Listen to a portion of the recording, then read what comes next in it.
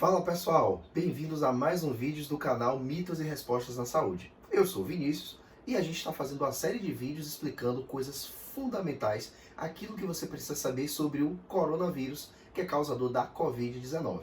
No vídeo passado, a gente falou basicamente todas aquelas siglas que muitas vezes acaba embolando a mente da gente: coronavírus, SARS, Covid-19. A gente explicou tudo isso direitinho.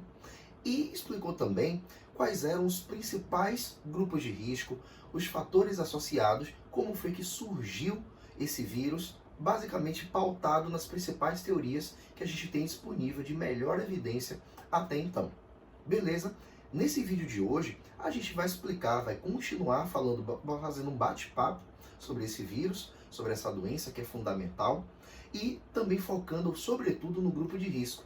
A gente falou lá no vídeo passado que o grupo de risco eram basicamente os pacientes idosos e os pacientes também portadores de comorbidades, de doenças crônicas. Quais eram elas? As principais, são várias, mas as principais são hipertensão arterial, diabetes, insuficiência renal, problemas no fígado, insuficiência respiratória, seja por causa de uma bronquite crônica, uma asma, sobretudo asma exacerbada, certo? Diversos problemas pulmonares, ou seja, quanto mais o paciente tem patologias, tem doenças crônicas, mais ele é susceptível a desenvolver a forma grave da doença, que é caracterizada como uma síndrome respiratória aguda grave.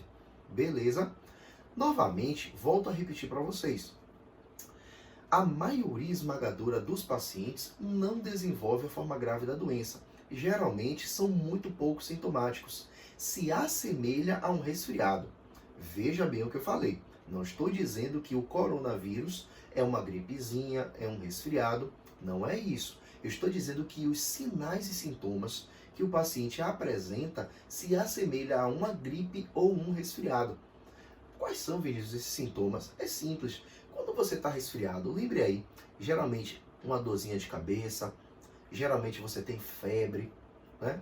Muitas vezes dor de garganta, às vezes você pode ter coriza, que é o nariz escorrendo, você pode ter constipação nasal, que é o que a gente chama de nariz entupido, ou obstipação nasal, que é o nariz entupido. São basicamente sintomas rinocínusais dessa região aqui dos seios da face, que a gente fica parecendo de fato que a gente está resfriado. Na grande maioria dos pacientes, sobretudo pacientes abaixo de 40, 50 anos, vão desenvolver esses sintomas.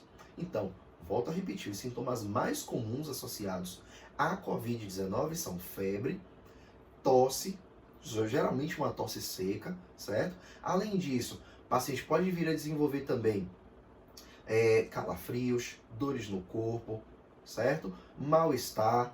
Alguns relatos de caso também têm associado o coronavírus, sobretudo com sintomas de febre e diarreia, muitas vezes pode vir associado também, certo? Coriza nasal, constipação nasal, que é o nariz escorrendo e o nariz entupido, respectivamente. Geralmente são esses sintomas. E na minoria dos pacientes, geralmente os pacientes no grupo de risco, que a gente já falou, é que tendem a desenvolver a maior letalidade da doença associada à forma grave da doença, que é a síndrome respiratória aguda grave. Veja, não é muito difícil da gente entender e a gente já bateu um papo sobre isso no vídeo passado. Só que acontece o seguinte: o nosso sistema imunológico fica ali o tempo inteiro fazendo uma espécie de equilíbrio. Vamos pensar dessa forma.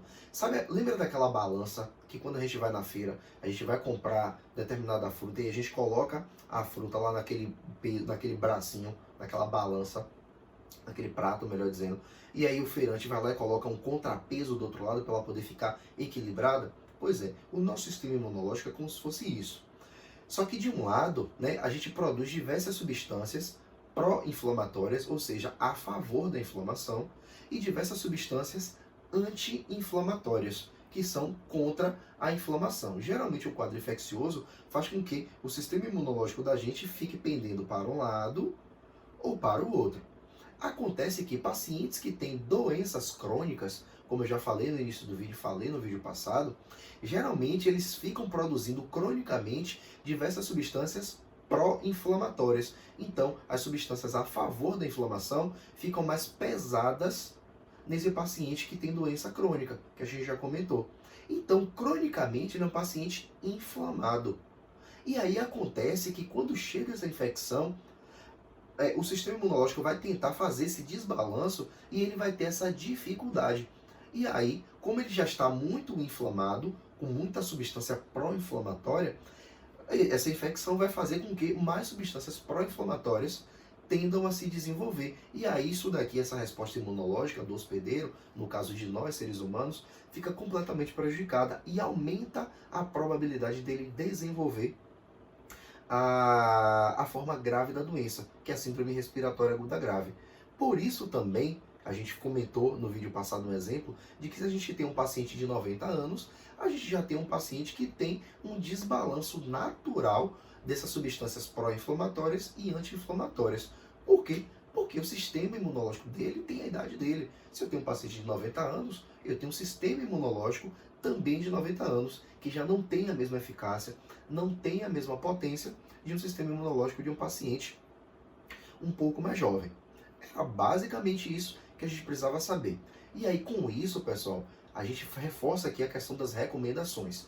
As principais recomendações é o que de fato acaba mudando boa parte do curso da doença, são basicamente manter o isolamento social, porque a gente está falando desse novo coronavírus, que é um vírus de altíssima transmissibilidade, ou seja, é muito fácil da gente acabar transmitindo esse vírus de um paciente doente para um paciente saudável. Isso porque esse vírus ele acaba se propagando por aerosóis, ele é transmitido facilmente por pequenas gotículas, por via aérea, e aí você muitas vezes acaba inalando. Além disso, ele fica em algumas superfícies durante horas. Já tem diversos estudos que acabam também comprovando isso. Quanto mais a gente manter as medidas de higiene, as medidas de asepsia e antissepsia, melhor. Sobretudo, lavagem das mãos é fundamental. Já está mais do que provado de que quanto mais a gente lava a mão da maneira eficaz, da maneira correta, menos a gente transmite esse vírus, menos a gente faz com que esse vírus acabe se propagando.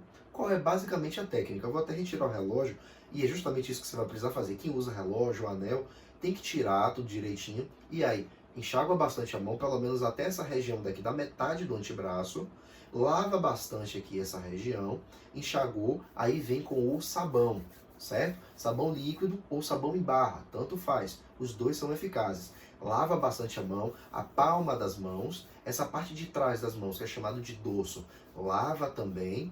Essa região interdigital, entre os dedos, lava também. Aqui da mesma forma, retirar anel, retirar relógio, qualquer tipo de adereço que você esteja aí nos seus braços, certo? Outra coisa fundamental, pouquíssimas pessoas lavam essa parte daqui, ó. Aqui se acumula muito germe.